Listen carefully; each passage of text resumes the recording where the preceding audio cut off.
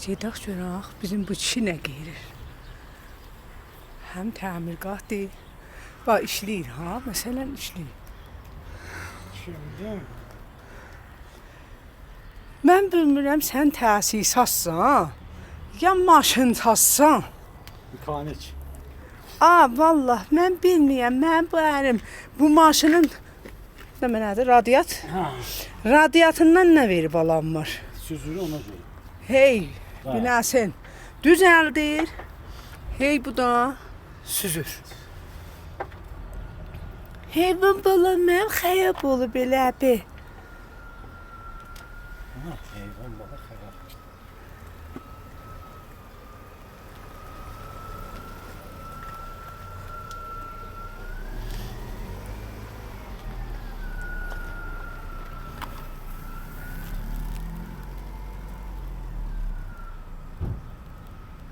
Heyvan zəddi yaxı gedib yerə bütür. Allah Allah. Çərinci şödə. Allah bilmirəm. Dünən mən maşını saxladım. Ağamı gözləydim. Bir zaman gördüm ki, maşın su süzür. Ağa hanım oldu. Hə? Ağa hanım oldu. Vallahi ağa xanım olubdu.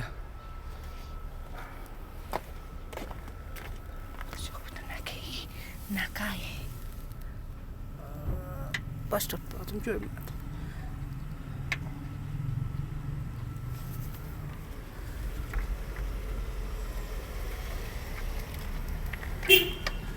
Şimdi bize signal çaldı.